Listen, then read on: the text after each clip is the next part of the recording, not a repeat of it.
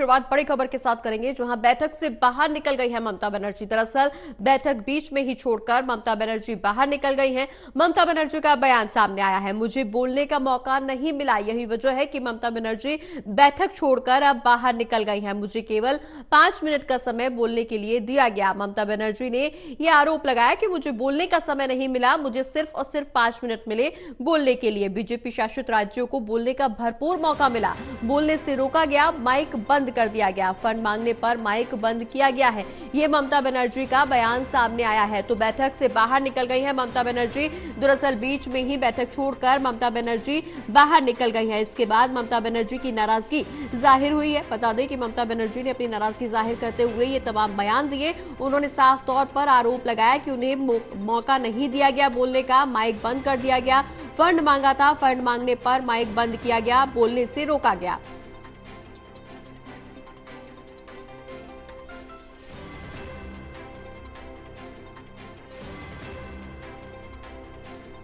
ज्यादा जानकारी के लिए हमारे साथ associate writer Pradeep Kumar ji phone line पर जुड़े। प्रदीप जी, ममता बनर्जी ने बैठक छोड़ दी है, बाहर निकल आई है, उसके बाद नाराजगी भी जाहिर की है कि माइक बंद कर दिया गया। बीजेपी शासित राज्यों को बोलने का भरपूर मौका मिला, लेकिन उन्हें बोलने के लिए सिर्फ और सिर्फ 5 मिनट दिए गए।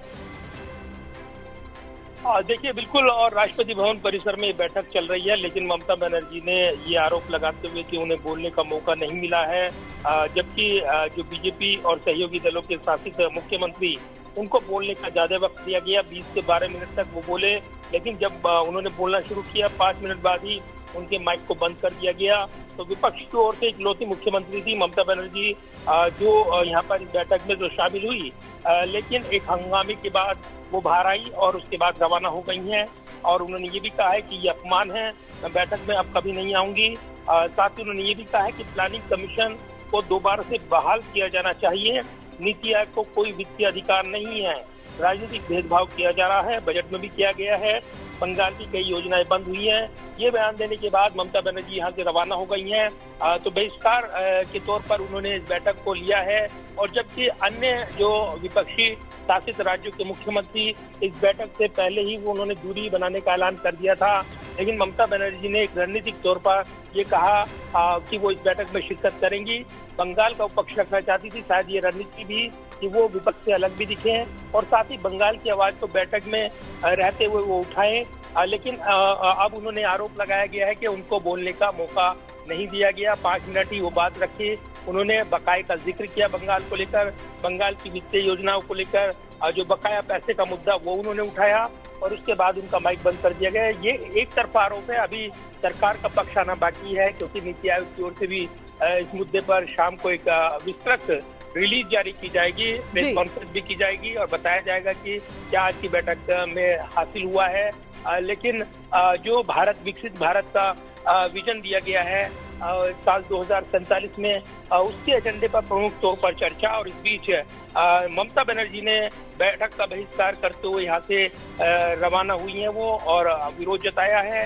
उनको बोलने का मौका नहीं दिया गया, उनका माइक बंद कर दिया गया, ये आरोप लगाए हैं। बिल्कुल, ममता बनर्जी ने तमाम आरोप लगाए हैं। माइक बंद करने को लेकर के ये बड़ा आरोप लगाया गया है। प्रदीप जी, आपके पास वापस लौटूंगी, लेकिन एक बार अपने दर्शकों को ममता बनर्जी का बयान भी सुनवा देते हैं कि क्या कुछ उन्होंने कहा इस दौरान।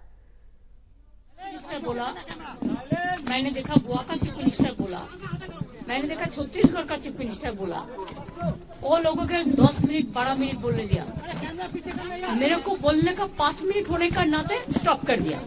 ऐसे this is unfair. Only one from opposition side, only I am presenting here, I am attending this meeting because of the greater interest that we know that cooperative federalism should be strong, strengthened. You are political bias, you are not giving the proper attention to different states. Even budget also, this political bias budget. Assam का chief minister बोला। तो सुना आपने, ममता बनर्जी ने साफ तौर पर कहा कि मुझे सिर्फ और सिर्फ 5 मिनट का समय दिया गया, मुझे बोलने का मौका नहीं दिया गया। विपक्ष की तरफ से सिर्फ मैं ही ये मीटिंग अटेंड करने गई थी, लेकिन बावजूद इसके मेरी बात को नजरअंदाज किया गया, सुना नहीं गया।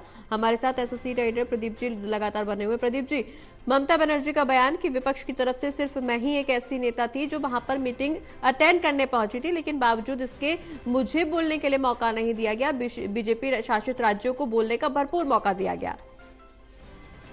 देखिए, जिस तरीके से ममता बनर्जी पहले हाँ फिर ना और फिर हाँ करते हुए इस बैठक में शिरकत करते हुए नजर आई हैं, अब ये रणनीति का एक हिस्सा था कि वो इस बैठक में शामिल हों और बंगाल का हित रखें, बंगाल के मुद्दों को रखें। और उसके बाद जब वो उनको बात रखने का मौका नहीं मिलेगा, पहले से अंदेशा था, तो इस बैठक का वो बहिष्कार करेंगी। वो रणनीतिक तौर पर उनकी रणनीति का हिस्सा था, ये कहा जा रहा है। और ममता बनर्जी ने ठीक उसी तर्ज पर अपनी बात रखना शुरू कर दी जब उनको बोलने का मौका मिला।